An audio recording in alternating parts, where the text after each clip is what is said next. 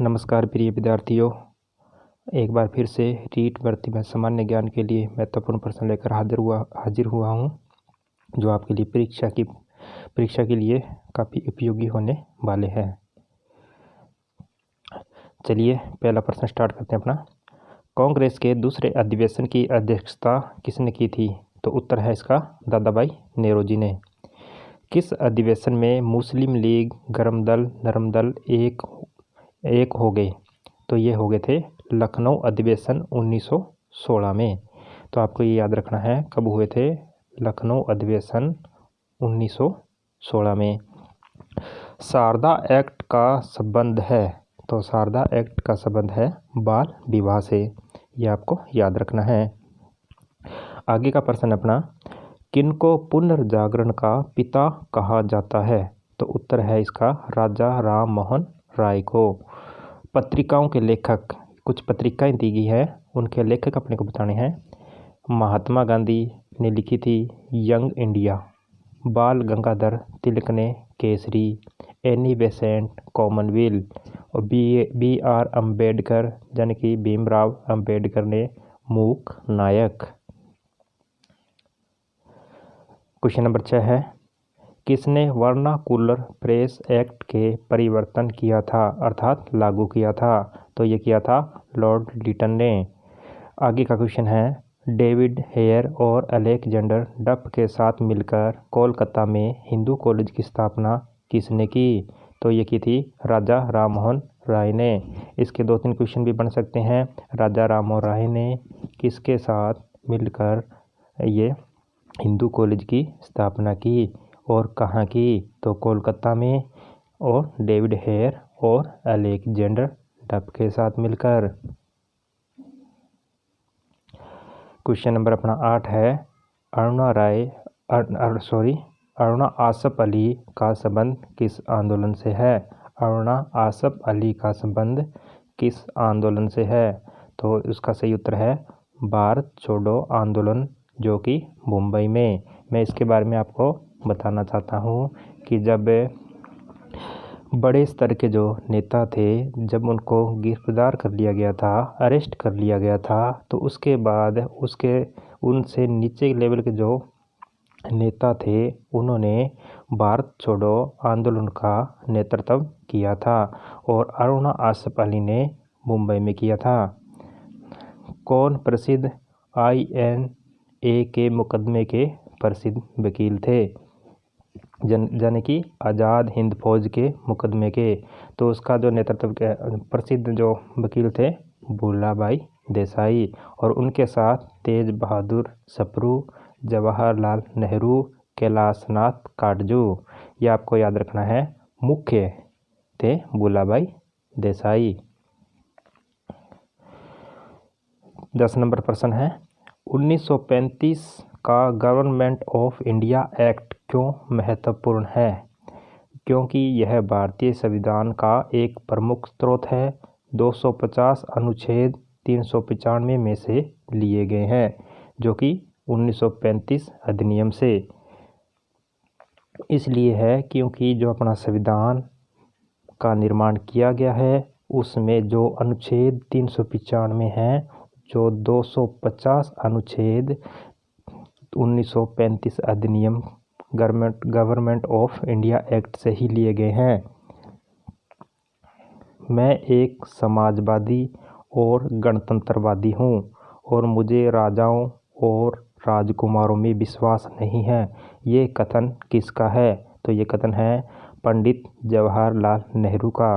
पंडित जवाहरलाल नेहरू अपने देश के प्रथम प्रधानमंत्री भी रह चुके हैं। प्रश्न नंबर 12 है, तृतीय यानी कि तीसरा मैसूर युद्ध कब से कब लड़ा गया? तो ये लड़ा गया था 1790 से 1792 तक। प्रथम आंग्ल बर्मा युद्ध, इसको क्वेश्चन बना लेना, सीधा ही मैंने इसमें लिख दिया है। तो आपको दूसरा क्वेश्चन इस तरह से बनेगा, प्रथम आंग्ल यानी कि प्रथम अंग्रेज बर्मा युद्ध कब हुआ? तो ये हुआ था 1824 से 1826 के बीच में। 13 नंबर प्रश्न है, प्रांतों में द्वैध शासन की प्रणाली किस अधिनियम के अंतर्गत लागू की गई थी? तो ये लागू की गई थी 1919 मोंटेस्क्यू चेम्सफोर्ड सुधार अधिनियम के तहत, यानी कि 1919 के अधिनियम के अंतर्गत।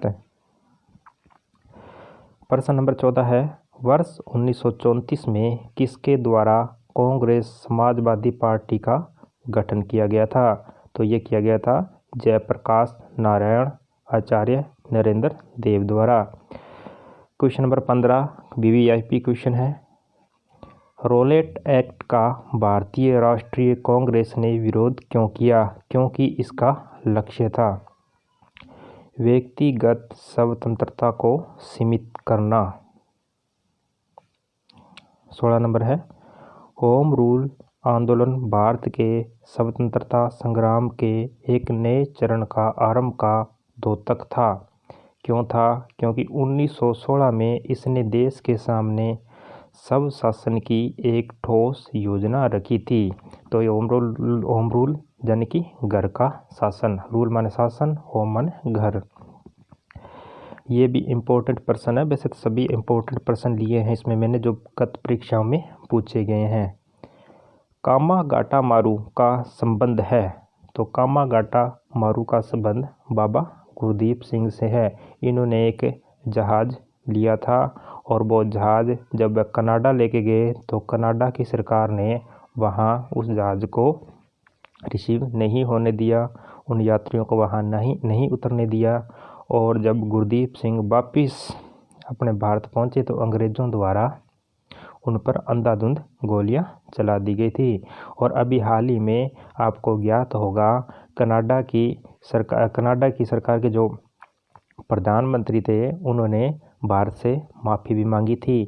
ये कहा गया था कि अगर उस समय हमने आपके जहाज़ को वहाँ नहीं उतरने दिया, इसलिए उन्होंने माफ़ी मांगी थी। किसने महाराष्ट्र के गणपति उत्सव का ऐसा कायाकल्प किया कि वह एक राष्ट्रीय उत्सव हो गया और उसका स्वरूप राजनीतिक हो गया? तो ये किया था बाल गंगाधर तिलक ने। कहाँ किया था? महाराष्ट्र में। ये कुछ प्रश्न हैं, उस प्रश्न आपको बनाने हैं, सीधा ही नोट किया गया है क्योंकि इसकी जो वर्ष है वो आपको याद रखना है। कई बार इसको सुमेलित करने वाला क्वेश्चन आ जाता है, मिलान करने वाले प्रश्न आते हैं, तो इसलिए मैंने सभी के सामने वर्ष लिख दिए हैं। तो नील विद्रोह हुआ था 1860 में। संताल विद्रोह ये हुआ था 1855 में। दक्कन के दंगे ये हुए थे 1875 में। सिपाही विद्रोह 1857 में। यह है 1857 की क्रांति। 20 नंबर प्रश्न है, वर्ष 1857 के विद्रोह में किसे उसके मित्र ने धोखा दिया था? तो ये दिया था तात्या टोपे को। तात्या टोपे का नाम था रामचंद्र पांडु। 21 नंबर प्रश्न है, कॉर्नवालिस ने, ये थोड़ा इम्पोर्टेंट है, आराम से देख लेते हैं। लॉर्ड कॉर्नवालिस ने स्थायी बंदोबस्त प्रणाली लागू की थी। लॉर्ड वेलेस्ली सहायक संधि। लॉर्ड डलहौजी व्यक्तिगत सिद्धांत क्या होता था? जिस राजा के पुत्र नहीं है उसे गोद लेने का अधिकार नहीं दिया गया था और वो उस राजा की पूरी जो प्रॉपर्टी थी, पूरी जो संपत्ति थी, वह अंग्रेजी साम्राज्य में मिला ली जाती थी। तो ये आपको अच्छी तरह से याद कर लेना है। लॉर्ड कॉर्नवालिस स्थायी बंदोबस्त, लॉर्ड वेलेस्ली सहायक संधि, लॉर्ड डलहौजी व्यक्तिगत सिद्धांत अर्थात हड़प नीति। इसको हड़प नीति भी कह सकते हो। क्वेश्चन नंबर 22 है, पुर्तगाली सर्वप्रथम आए? तो ये भी आपको क्वेश्चन इस तरह से आ सकता है, पहले कौन आया था, 2 नंबर पे कौन आया था, 3 नंबर पे कौन आया था, 4 नंबर पर कौन आया था। तो सबसे पहले आए थे पुर्तगाली, 1 नंबर पे आए थे पुर्तगाली। उसके बाद आए डच, 3 नंबर पर अंग्रेज, 4 नंबर पर आए थे फ्रांसीसी। तो ये इनका क्रम है 1 2 3 4। पुर्तगाली, डच, अंग्रेज, फ्रांसीसी। आपको याद होगा 1498 में वास्को डी गामा जो कालीकट बंदरगाह पे उतरा था। भारतीय कांग्रेस कहाँ पर गर्म दल नरम दल 2 भागों में विभाजित हो गई थी। सूरत अधिवेशन 1907 में, और एक कब हुई थी, लखनऊ अधिवेशन 1916 में। ये मैंने पहले भी आपको बता दिया है। 24 नंबर प्रश्न है, 1936 में लखनऊ में अखिल भारतीय किसान सभा का प्रथम अध्यक्ष किसे चुना गया था। किसान सभा का, तो ये चुना गया था स्वामी सहजानंद सरस्वती को। ये आपको याद रखना है। वह भारतीय कौन थे जिसने तीनों गोलमेज सम्मेलनों में भाग लिया। तो कौन थे, वो थे B.R. अम्बेडकर, व तेज बहादुर सप्रू। और महात्मा गांधी के विषय में पूछा जाए तो महात्मा गांधी जी ने दूसरे गोलमेज सम्मेलन में ही मात्र भाग लिया था। भारत विभाजन के लिए मोहम्मद अली जिन्ना को सर्वाधिक उत्तरदायी किसने ठहराया था। लॉर्ड माउंटबेटन ने। व्यक्तिगत सत्याग्रह 1940 में विनोबा भावे को प्रथम सत्याग्रही चुना गया। तो दूसरा कौन था, तो दूसरा था अपने देश के प्रथम प्रधानमंत्री पंडित जवाहरलाल नेहरू जी। किसके सुझावों पर भारतीयों को साइमन कमीशन से बाहर रखा गया था। तो ये रखा गया था लॉर्ड इरविन ने सुझाव दिया था कि भारतीय लोगों को इसमें सम्मिलित न किया जाए। गांधीयन इनोवेशन अर्थात गांधी जी के नवाचार से क्या तात्पर्य है। कम निवेश से अधिक उत्पादन अधिक लोगों के लिए, अर्थात निवेश कम हो और उससे उत्पादन अधिक मात्रा में हो। किसने भारतीय राष्ट्रीय कांग्रेस के प्रथम वार्षिक अधिवेशन की अध्यक्षता की थी। ये तो सभी को ज्ञात ही होगा, WC बनर्जी ने, अर्थात व्योमेश चंद्र बनर्जी ने। हुगली को बंगाल की खाड़ी में समुद्री लूटपाट के लिए किसने अड्डा बनाया था। पुर्तगालियों ने। सबसे अधिक निर्णायक युद्ध जिसने अंग्रेजों के भारत में प्रभुत्व को स्थापित कर दिया गया। आगमन किससे होता है, प्लासी का युद्ध 1757 में लड़ा गया था। और पूरी तरह से अंग्रेजों का प्रभुत्व, अर्थात अब इंडिया के ऊपर, भारत के ऊपर, हिंदुस्तान के ऊपर अंग्रेज ही अपना साम्राज्य विस्तार करेंगे। तो ये सिद्ध कर दिया था जब बक्सर का युद्ध हुआ था उसके बाद। सहायक संधि व्यवस्था को स्वीकार करने वाले प्रथम भारतीय देशी शासक कौन था। हैदराबाद के निजाम प्रथम थे जिन्होंने 1798 में सहायक संधि की और 1799 में मैसूर ने की, उसके बाद तंजौर ने की थी। तो आप इस तरह से याद रखते हो HMT अर्थात HMT सहायक संधि HMT। H से हैदराबाद, M से मैसूर और T से तंजौर हो जाएगा। अंग्रेजों के शासनकाल में भारत के आर्थिक दोहन के सिद्धांत को किसने प्रतिपादित किया था। दादा भाई नौरोजी ने किया था। दादा भाई नौरोजी ने किया था। बंकिम चंद्र चटर्जी के प्रसिद्ध उपन्यास आनंद मठ का कथानक आधारित है। तो ये किस पे आधारित है, सन्यासी विद्रोह पर। राष्ट्रीय आंदोलन में निम्न में से किसको नरम दल के तौर पर नहीं जाना जाता था। राष्ट्रीय आंदोलन में निम्न में से किसको नरम दल के तौर पर नहीं जाना जाता था। नरम नहीं, यहाँ गर्म लिखा जाना था, ये गलत लिखा गया है, ये आप ध्यान रखना इसको। या इसको ऐसे भी कर सकते हो आप, नरम दल के तौर पे जाना जाता था। तो दादा भाई नौरोजी को जाना जाता था। अगर नहीं जाना जाता था, ये यहाँ अपना थोड़ी सी मिस्टेक हो गई है। तो यहाँ देखो, नरम दल के तौर पर नहीं जाना जाता था, तो जाना जाता था क्वेश्चन हो जाएगा तो दादा भाई नौरोजी को। अगर नहीं जाना जाता था तो उसमें लाल बाल पाल आपको पता ही होगा, बाल गंगाधर तिलक, लाला लाजपत राय, बिपिन चंद्र पाल। इन तीनों को नर्म दल के तौर पर नहीं जाना जाता था क्योंकि उनको गर्म दल के नेता के तौर पर जाना जाता था। काकोरी षड्यंत्र केस किस वर्ष में हुआ? ये 1925 में हुआ था। आपको ज्ञात होगा कि काकोरी में 1925 में ट्रेन को लूटा गया था। प्रश्न नंबर 38 है,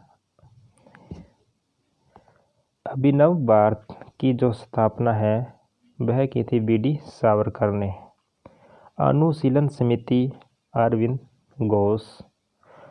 गदर पार्टी लाला हरदयाल 1913 में। Swaraj Party C.R. दास, चित्तरंजन दास। एक बार फिर से इसको रिकॉल करेंगे। अभिनव भारत बी.डी. Savarkar, Vinayak Damodar Savarkar. Anushilan Samiti Aurobindo Ghosh. Ghadar Party Lala Hardayal. Swaraj Party C.R. Das, Chittaranjan दास।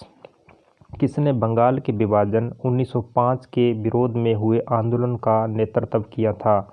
तो ये किया था सुरेंद्रनाथ बनर्जी। ये यहाँ कन्फ्यूज मत होना। प्रथम कांग्रेस के अध्यक्ष कौन थे? व्योमेश चंद्र बनर्जी, W.C. बनर्जी। और बंगाल में 1905 में जो आंदोलन हुआ था बंग भंग के नाम से जाना जाता है उस आंदोलन को, उसका नेतृत्व सुरेंद्रनाथ बनर्जी ने किया था। वह आंदोलन जो गांधी जी से संबंधित है, वह आंदोलन यानी गांधी जी से संबंधित आंदोलन भारत छोड़ो आंदोलन, खिलाफत आंदोलन, व्यक्तिगत सत्याग्रह आंदोलन। खिलाफत आंदोलन 1919 में हुआ था। भारत छोड़ो आंदोलन और व्यक्तिगत सत्याग्रह आंदोलन ये 1940 में हुए थे। जलियांवाला बाग हत्याकांड के लिए जिम्मेदार ओ डायर को किसने इंग्लैंड में जाकर मारा था? उधम सिंह ने मारा था।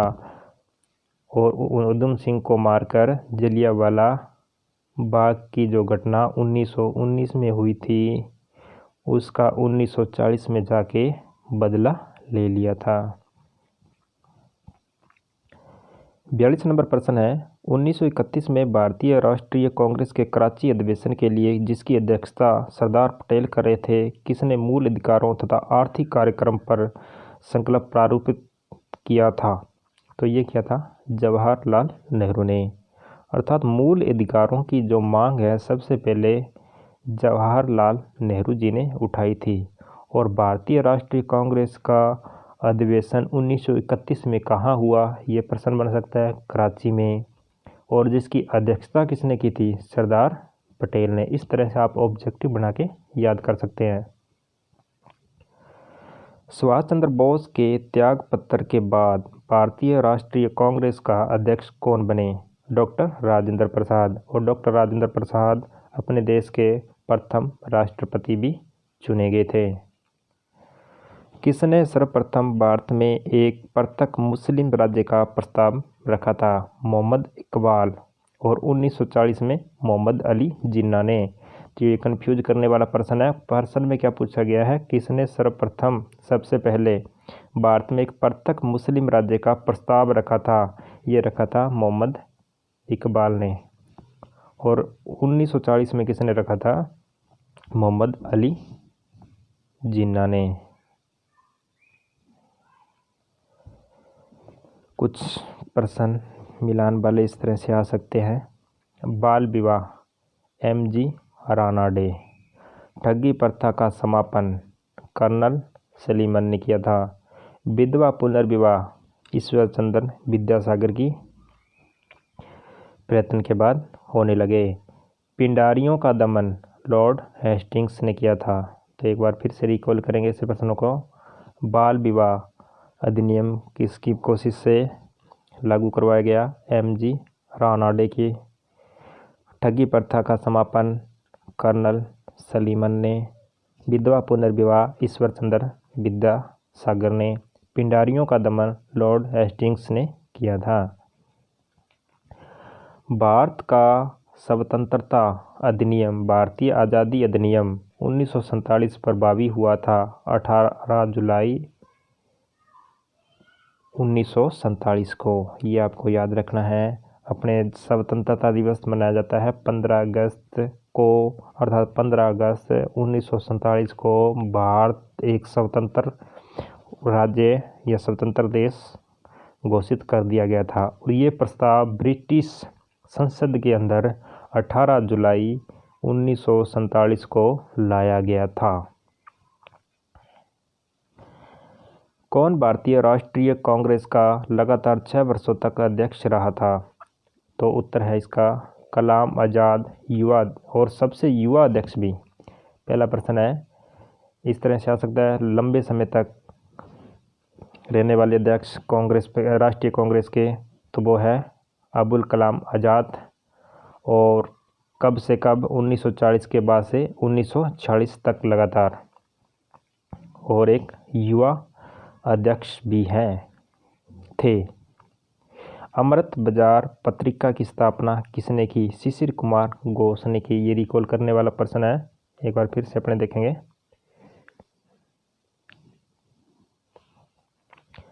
अमृत बाजार पत्रिका की स्थापना शिशिर कुमार घोष ने की थी। किस व्यक्ति ने सर्वप्रथम स्वराज्य शब्द का प्रयोग किया और हिंदी को राष्ट्रभाषा माना था? ये आपको ज्ञात ही होगा, ज्ञात नहीं है तो देख लीजिए, महर्षि दयानंद सरस्वती, जिन्होंने आर्य समाज की भी स्थापना की थी।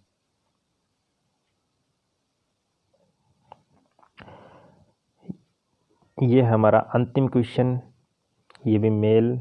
ये क्वेश्चन कुछ इस तरह से मैंने लिखे हैं, जानबूझ के प्रश्न नहीं बनाए हैं। अगर प्रश्न बनाता 4 प्रश्न बन जाते। इस तरह के क्वेश्चन ज़्यादातर दिए जाते हैं कि इनको मिलान करें, इनको क्रमबद्ध लिखें, क्रमबद्ध करें। तो इस तरह के जो ऑब्जेक्टिव टाइप जो अपने पेपर में पूछे जाते हैं, उसमें मिलान वाले जो क्वेश्चन आते हैं तो उसमें ज़्यादातर कन्फ्यूजिंग हो जाते हैं। तो इसको अपने को याद रखना है। अगर अपने को याद होगा, 2 भी याद होंगे ना, तो 4 को अपने मिलान कर सकते हैं।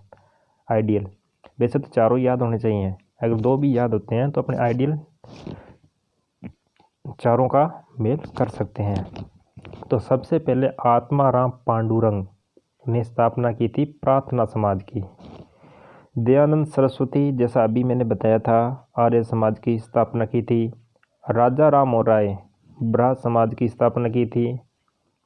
विवेकानंद रामकृष्ण मिशन की स्थापना की थी। एक बार, ये अपना अंतिम क्वेश्चन है, एक बार फिर से रिकॉल करेंगे। आत्माराम पांडुरंग प्रार्थना समाज की स्थापना। दयानंद सरस्वती आर्य समाज की स्थापना 1875 में की थी इन्होंने। राजा राम मोहन राय ब्राह्म समाज की स्थापना 1828 में। विवेकानंद रामकृष्ण मिशन की स्थापना। तो इसके साथ मैं इजाज़त चाहूँगा। और उसके बाद इसके बाद जो सिंधु घाटी सभ्यता का दूसरा पार्ट अपना अभी बाकी है वो आएगा। और चैनल को सब्सक्राइब करें, अपने दोस्तों को इस वीडियो को शेयर करें और ज़्यादा से ज़्यादा कमेंट करें, ताकि मैं और ज़्यादा अच्छे क्वेश्चन लाऊं और उनमें सुधार करूं। जो अगर त्रुटियां रह गई हैं उनमें भी मैं सुधार करने की कोशिश करूंगा। धन्यवाद।